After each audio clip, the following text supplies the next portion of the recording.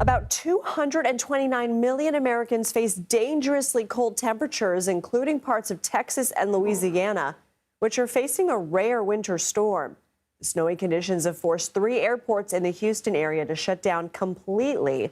Let's head to New Orleans with CBS News national reporter Kati Weis. So, Katie, I've been watching your reports all afternoon. You interviewed a guy in shorts. What are the conditions like right now?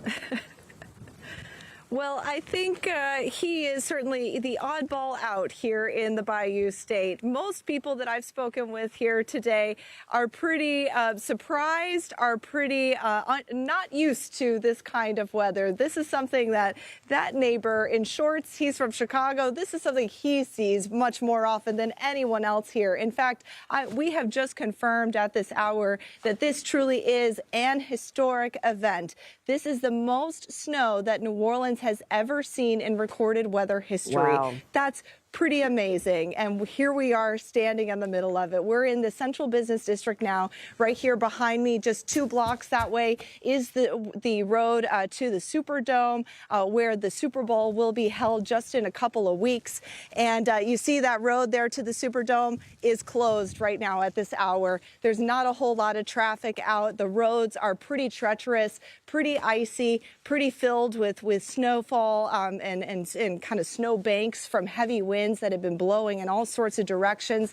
So it's been an unusual day here in Louisiana and across the Gulf Coast, truly, because we know there's more snow expected tonight into Mississippi and Alabama, where I'm originally from. Let's talk a little bit about how the city handles a historic event like this. I mean, this is a naive question, but are there plows? Do they salt the roads? I mean, how is the grid holding up? How are they handling something that is so unusual for this area?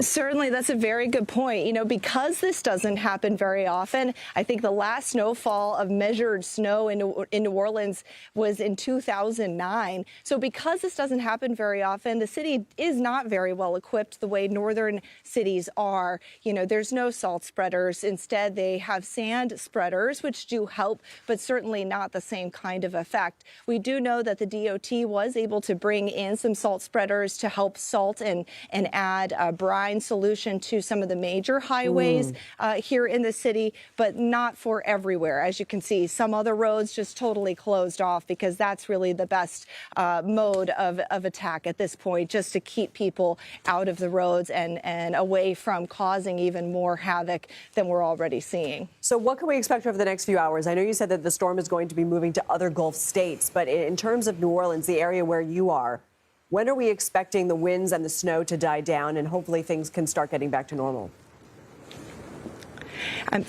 At last check, it looks like things might start to die down by later this evening, but we know that we're still going to be in this for the long haul.